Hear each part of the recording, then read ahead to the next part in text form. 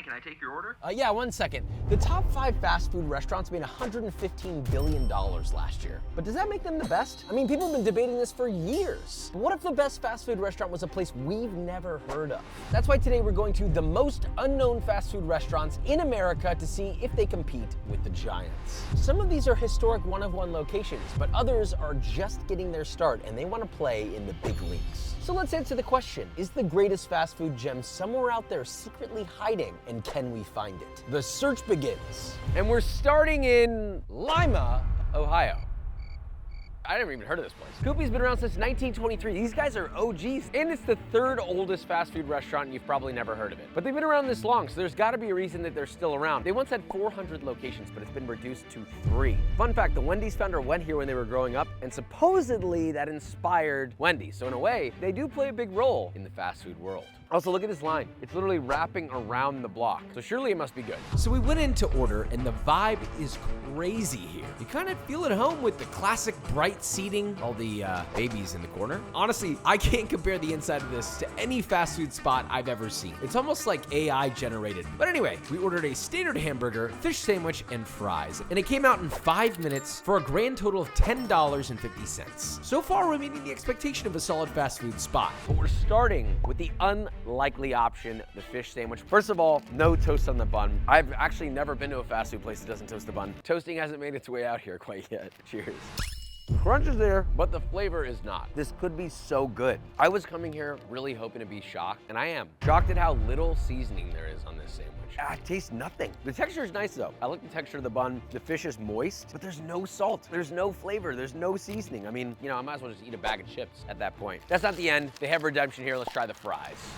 These, on the other hand, are actually not bad. This is like an OG McDonald's fry. The flavor is good, the texture is perfect, great crisp, fluffy on the inside, crispy on the outside. They could possibly add maybe a little more, but I'm not gonna deduct points. This is a really good fast food French fry. Great work, great work. But the most important part is yet to come. This is the 2nd oldest fast food hamburger restaurant in the world, second only to White Castle. Hamburgers must be good. Traditional toppings. I got olives and banana peppers because I noticed that a lot of people tend to order it that way here. Cheers. It's not bad. If your standard is cafeteria hamburger, I'm fucking sorry. To me, this is like a standard hamburger, and I don't mean standard in the sense of good, I mean standard in the sense of fast food burgers. There's not much Maillard on the meat. It could use more salt, although the olives are resolving that. So the salt levels are actually pretty good. I don't know, there's like so little to talk about in this hamburger. It's definitely not going anywhere on my top 10, or my top 20, or my top 30, but it's not a horrible burger. That said, we came all the way out here for a reason, to see how they line up with the big dogs. Do they line up? No. It is better than one place though, Whataburger. In fact, everything is better than Whataburger. This is better than Whataburger. On to the next. You might think this place is named Eat by the fact that the very front door has a giant sign that says Eat. That is just what you do there. This is Happy Days. They're known for the iconic pork tenderloin sandwich. We will eat that at the end. I couldn't really compare it to any existing big dog fast food restaurants. The closest comparison is Jack in the Box because of the random assortment of menu items. It took roughly 10 minutes to come out, but to be fair, it was a big order. Neither here nor there on speed. But first, we're starting with the patty melt. I love a good patty melt. I have a recipe for a patty melt in my cookbook. New York Times bestseller, by the way. Links in the description. Cheers. This was not bad. It was really close to being good. The only issue, guys, there's no fucking salt in this at all. None, zero. What the is going on? Everything about this was proper though, besides the fact that there's no salt. And I know you're thinking like, Josh, give it a break. It's the one thing that is gonna enhance the flavor of it. You lose out on half the experience. We got the fries next. These look promising. I thought the fries at Koopy were better, more crispy, better seasoned. These aren't bad. I mean, they're not incredible and they're not horrible. They're mid. I'll still eat them though. Fritter next. Could this be a redeemer? Yes, those are good. Weird. This reminds me of the coconut griddle cakes that we had in Thailand, but like an American fried corn version. Super crunchy, almost like McDonald's chicken nugget crunch. Seasoned with a little bit of salt, which is nice, but it's a salty, sweet contrast because the inside has this like custardy, creamy, sweet corn filling with actual pieces of corn. This is a banger. Hidden gem, but it's not over here. It is the pork tenderloin sandwich. And you might be thinking, is that the sole of my granddad's boot in between two buns? No, that is a flattened out pork tenderloin that is fried and has a tiny bun. Here we go. See that? That's ground meat. That is not actually pork tenderloin. The seasoning's not bad. I like this more than the burger that I had at Koopy. I can say that. It could use a little bit of salt. It could just use flavor in general. I don't taste pork at all. That said, kind of into it. I feel like I would eat this and be happy, but I'm not gonna like be blown away by it. For cost and convenience, I think this is pretty up there. For the quality of the product you're getting, this feels like really low quality food, if I'm being honest. Somehow feels lower quality than like an average fast food place. I almost want to rate this. I'm not coming back. We have a distinct goal here. I want to find the hidden gems, and I want to find the people that can compete with the big dogs. Can this place compete with the big dogs? No. This is not a hidden gem, but I know they're out there, and that's what we're fighting for. So we move on. So we say goodbye to Ohio and fly back home to Austin, Texas, where we're joined on our search by our channel favorite, Chef Christian. We're at Top Notch. I've always wanted to go here. It's considered an Austin classic. The one interesting thing about this place is supposedly they're doing actual char-grilled over charcoal burgers, which is really unique. There's only one location. Can I get just 2 cheeseburgers served with the works? And then just 1 order of fries, and then that's it. However, I can't resist getting a good old-fashioned fish and shrimp platter while we're here. Burgers ended up taking about 5 minutes, and the seafood platter another 7. Honestly, for seafood made to order, I'm not complaining. And that clocked into a total of $30.06, which makes it middle of the pack for affordability. Not bad. Grab a fry. Cheers.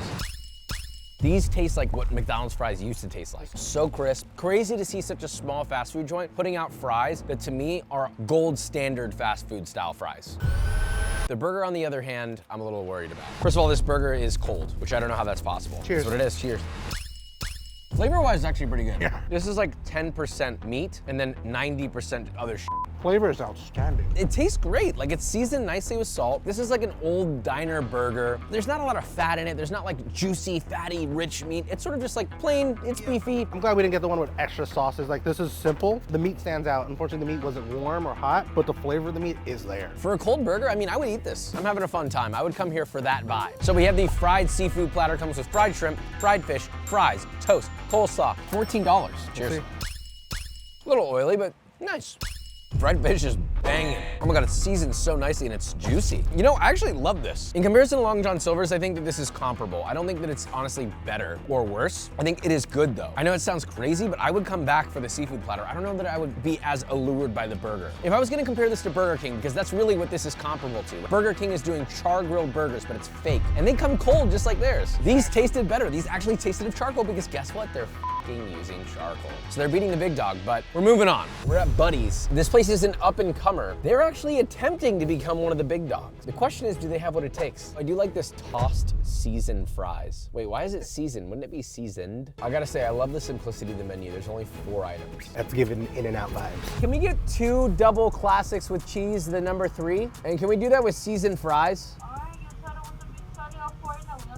Thank you. Well, she apologized for the wait, which I thought was really nice. I want to be clear, we did wait 15 minutes just to get to the order window, and how many cars were ahead of us? 3? Awesome, thank you. That was a 30-minute drive-through experience. Convenience, yes. Speed, no. Affordability, $30 for 2 meals. I'm gonna say it's on the high end. Grab a fry, cheers. Oh, that was a good crunch. I like that. That was a good crunch. Very good fry. I feel like this is what Five Guys wanted to do with their seasoning. Oh, Five Guys fries, bottom of the barrel. Yeah, these are phenomenal. The crunch is good, the seasoning's nice, it's got a little spice, it's got like a Cajun cumin spice to it, and the salt levels are really nice, salty and crunchy. We have a good start, but let's see how they go with the burgers. Mine's is pretty Wow, seasoned. it could have been, you said it's pretty seasoned? Mine's is pretty seasoned, yeah. There's 0 really? salt on mine. Do I have COVID? Took the middle of mine. Marginally better. It's fucking mid.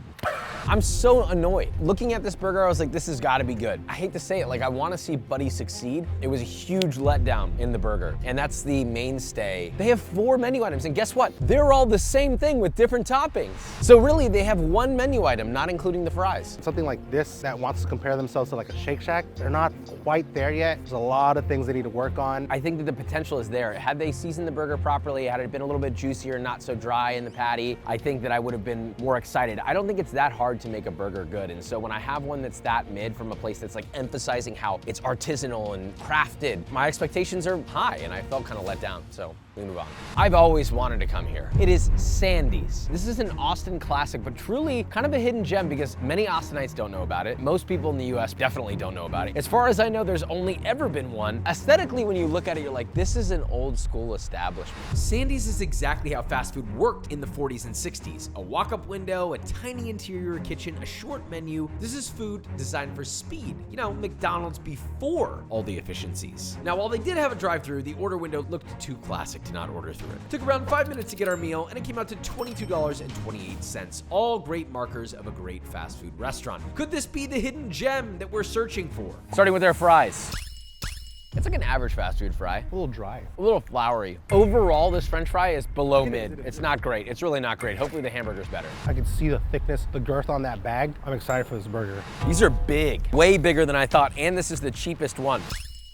You know what it feels like? Carl's Jr. commercials where after they take a bite, they have to use their whole arm to wipe. Supposedly, they won best burger in Austin. This is truly so far away. It's not even in the top 10. Is it a bad burger? No. Is it a good burger?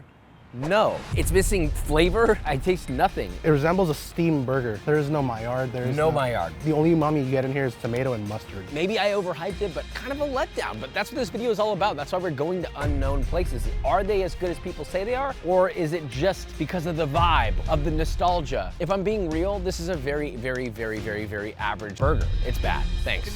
We have our Taco Bell comparison. It is El Tacorito. I call it El Tacorito, even though that's technically not the right pronunciation because it was just what everybody called it when you went there. And by everybody, they were all white people. This place is special to me though. I used to come here almost every morning. If I was running the morning shift at any of the restaurants I ever worked at, I always came here first. I haven't been here in a very, very long time, I'm sad to say. I think it's sleeper. I'm hoping it still is. Shall we dive in? Yeah, let's do a pasty. Cheese. That's tasty. My one complaint though is it's not traditional pastor. It's not sliced, it's like ground meat. Maybe the chicken will redeem it for me. Those are good, man. Probably the best chicken taco I've had in a while. Those are seasoned nicely, they're fatty, they're not dry. A lot of chicken tacos are dry, but that's because they use breast. Now let's try the quesadilla. Whoa, banger, bang, bang, bang. Compared to Taco Bell, slaughtered them. Not even in the same fucking playing field. These are more comparable to like a street food taco. We got them in 4 minutes, and it's delicious. You're eating this first thing in the morning before your shift? You got enough to pass lunch. Now that we finally found something good, the question is, this is the OG, they have a couple more locations, should they be a big dog? I think yes, I think they should be a big dog. Although, if they became a big dog, would they be able to maintain this quality? I mean, they're handling this with 2 guys who are probably 12 years old. Imagine scaling that up. I think they would kill it. This is a banger of an unknown spot, but we're not stopping here, so we move on. Next, we're heading to Los Angeles. McDonald's got its start here before becoming the giant it is today. But are there any upstarts or hidden gems lurking, waiting to break out? To help me answer that question, I'm joined by my good friend, Noel Miller, not just a comedian, but a man with zero food knowledge. He has a good palate and he can definitely operate as the tasting voice of the people. Okay, so we're at Brawley Hut. What's a Brawley? Well, they got umbrellas everywhere. There are sconces or umbrellas. The whole thing's shaped like an umbrella. It's a UK term for an umbrella, I'm finding this out. And I have no idea why they did that, but obviously did not help them because they only have 2 locations. The outside is rough, but I'm not gonna judge a book by its cover because as soon as I walked in, there was a different story. Nice little clean line, everything was organized, I was feeling good. The menu was super full, they have tons of options. They even have breakfast, hash browns, they have a real grill. Gotta be good, right? After a 20-minute wait, we ended up paying $49.45 for 2 burritos and 2 sandwiches and fries. It's also Ice Cube's favorite fast food restaurant, supposedly. So how good is it? So this is their most popular item. It is the pastrami burrito. I was expecting like slices of pastrami and cheese, but the thing is sliced pastrami inside of a burrito would not move like this, would not have this kind of motion to it. Doctors be like, good and cough. Why the f is there chili in this? I don't know, but I don't hate it. I gotta be honest, it's not bad. It's decent. All I'm tasting is chili and cheese. This is like 50% chili, 50% pastrami, but it's not bad. Like, I kinda like it. It's good. If you like a sort of soupy bean and cheese burrito, this is basically that, but the meat version. Okay, so we have the steak sandwich, and this was something that's ordered the most. You have steak that is genuinely so cooked, its entire lineage can feel the pain. This is beyond well done. This is congratulations. But maybe it's good. Cheers. These are a beef jerky sandwich? Sorry, I almost suffocated to death. What? Mother of God. It doesn't taste bad though. I'll give It doesn't. As tough as the steak is, why do I want to keep eating it? It's seasoned really nicely with salt. Although this like 1/4 pound of lettuce on this is totally ruining it. If there was an image in the dictionary for mid, it would be an image of this sandwich. You're not getting anything that special. I wouldn't eat it again, but I don't hate it. I'm coming back. I'm gonna be a Brawley Hut every fucking day. You're a Brawley head? I'm a Brawley head. Wait, how are the fries? Oh, my bad. I jumped ahead. I could use some salt on this. It's like raw potato. I'm gonna be the asshole this video. This could be good, but the lack of so many things. Salt, texture, there's no crunch. I'm here to show you all that as much as Josh might complain, his ass is still gonna eat. That's how you know he's still a big boy inside.